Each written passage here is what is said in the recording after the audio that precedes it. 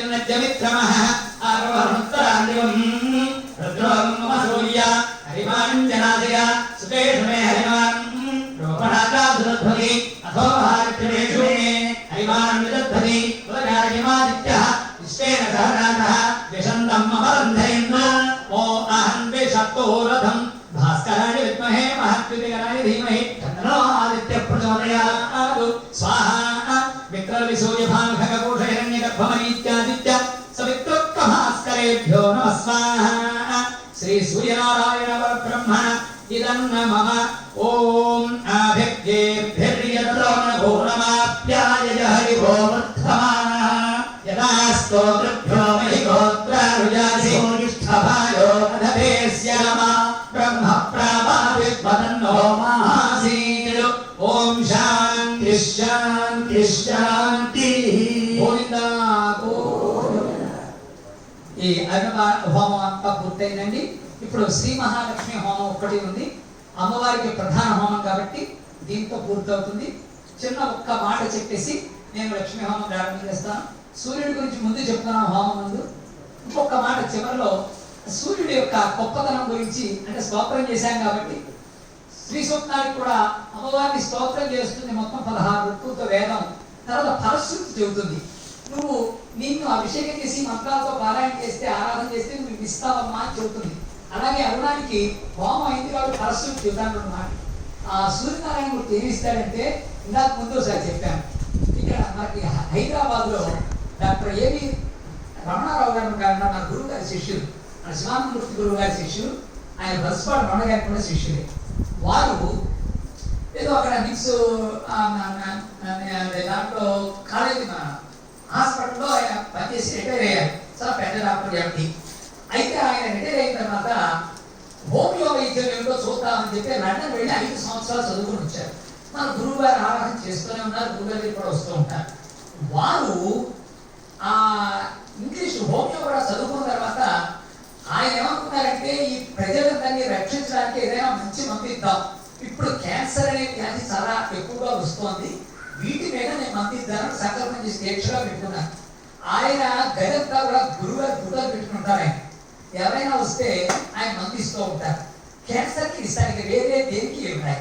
ఆయన 92 సంవత్సరాలు. అయితే ఆయన ఒకసారి ఎప్పుడో వారి బంధువులు ఈ 2 మాటలు చెప్పేసి వెళ్ళిపోదాం, ఎందుకంటే ఆయన ఫలం ఎలా ఉంటుందో మీకు తెలుసుకుంటారు. అది సూర్యనారాయణ మూర్తి యొక్క ఫలం. వారి బంధువులు ఎవరికో 1 వారం రోజుల్లో వివాహం ఉందాక వారికి అనుకోకుండా హాస్పిటల్లో ఉండిపోయారు. వాళ్ళ బంధువులు ఎవరో వారి పెద్ద ఆయన కుమార్తె పెళ్లి 1 వారం రోజుల్లో ఏం చేయాలో తెలియదు. అలాంటి సందర్భంలో గురువు గారికి ఫోన్ చేస్తే చెప్పాక అరుణ పారాయణ చేయించండి అని చెప్పారు. చెప్తే గురువుగారు ఎలా చేస్తారు ఈ పారాయణ అంటే, నా అదృష్టం చేత గురువు గారు ఆయన అవ్యాజమైన కరుణ చేత మన జగన్నాథం ఉన్నాడు కదా జగన్నాథం చేస్తారు అన్నారు. అనేప్పుడు నా నెంబర్ తీసుకుని మన రాధాకుమారి గారు రాధాకే గారు ఇచ్చారు నెంబర్. నాకు ఫోన్ చేసి నన్ను రమ్మన్నారు. నేను ఈ చండీ పారాయణ చేసిన వాళ్ళ ముగ్గురు వెళ్ళాను. వెళ్ళి చక్కగా వారింట్లోనే కూర్చొని అరుణ పారాయణ చేస్తే ఆ భస్మం ఆ తీర్థం ఎలాగో హాస్పిటల్కి పంపించారు. మీరు చెప్తే నమ్మరు, ఇదే అరుణం ఇదే సూర్యారాధన చేయడం చేత 2 రోజుల్లో చేసిన మొన్నాడే ఆయన బయటకు వచ్చేసి వాళ్ళ అమ్మాయి వివాహం చేస్తున్నారు. గురువు గారికి చెప్పారు. చెప్తే అప్పుడు గురువు గారు అన్నారు దానికి వివరం. ఏమంటే మీరు మందు ఇస్తున్నారు, మందు వ్యాధి నిర్మూలన అవుతుంది, మరి పాపం ఉంటుంది కదా పూర్వజన్మలో పాపం, ఆ పాపం నిర్మూలన ఎలా అవుతుంది ఈ అరుణం. కాబట్టి మీరు ఎప్పుడు మందు ఇచ్చినా మందుతో పాటుగా పాప పరిహారం అయ్యేటట్టుగా ఈ అరుణ పారాయణ కూడా చేయించి ఆ తీర్థం ఇచ్చి మందు ఇవ్వండి. మీరు ఇచ్చింది మందు చక్కగా ఫలించి చక్కగా వాళ్ళు ఆరోగ్యంగా ఉంటారని చెప్పి అప్పటి నుంచి ఇప్పటి దాకా అంటే సుమారుగా నేను చెప్పడం 2006 నుంచి 25-19 సంవత్సరాల నుంచి ఆ డాక్టర్ గారు ఏ క్యాన్సర్ పేషెంట్ ఇచ్చినా మేము అరుణ పారాయణ చేయడం అని మంది ఇవ్వడం అందరూ 100% అండి అందరూ క్షేమంగా బయటకు వచ్చేసారు. అంత గొప్ప శక్తివంతమైన ఈ అరుణ మంత్రాలు హోమం ఇది. ఒకవేళ అన్ని దృష్టి పెట్టి వినకపోయినా దీని నుంచి ప్రతిరోజు గురువు గారు చేసిన ఇంకో విధానం ఏంటంటే ఏ రోజు మంత్రం యొక్క శక్తి ఆ రోజు హోమంగా ఉంటుంది కాబట్టి అది భస్మంగా తీసుకుంటే ఆ అనుగ్రహం ఆ రోజు వచ్చేస్తూ ఉంటుంది కదా. చాలా చోట్ల ఏం చేస్తారంటే 10 రోజులు అయితే కానీ తీయకుండా ఏదో పూర్ణాహుతి నాడు మాత్రమే తీస్తే ఈ రోజు వచ్చే వాళ్ళకి మధ్యలో ఊరికి వెళ్ళే వాళ్ళకి పెళ్ళిళ్ళు పెడతారు, అందరికీ అవకాశం ఉంటుంది. కాబట్టి గురువు గారు మనకి ఇచ్చిన అనుగ్రహం, దీనికి ఒక విధానం ఉంది, ఆ విధానం మాకు చెప్పి అలా మనకి ఇక్కడ అందరికీ అనుగ్రహం కలగాలనే ఉద్దేశంతో ఇది ఈ కార్యక్రమం, ఈ బొట్టు పెట్టుకోవడం, సూర్య సంబంధమైన అనుగ్రహాన్ని పొందడం, అలాగే విశేషమైన కార్యక్రమానికి ఆ రోజు ఫలాన్ని పొందడం గురువు గారు మనకి ఇచ్చిన దయ, ఆయన కరుణ. ఒక్కసారి ఆయన గురించి స్మరించినట్టు అయిందని స్మరిస్తూ సూర్యుడి గురించి కూడా చెప్పినట్టు అవుతుందని చెప్తూ లక్ష్మీ హోమానికి వెళ్ళిపోతున్నాను. ఎక్కువ సమయం మధ్యలో తీసుకున్నాను మీరు అనుకోకండి.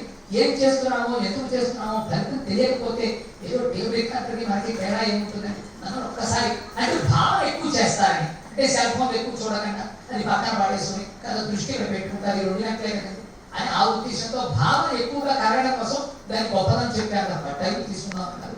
నమ్మించండి నన్ను ఆలస్యం చేసినందుకు. ఇప్పుడు లక్ష్మీ హోమం అందరూ శ్రీ మహాలక్ష్మి నమః, శ్రీమాత్రే నమః అంటూ మీరు చక్కగా అమ్మవారిని ధ్యానం చేస్తూ ఉండండి.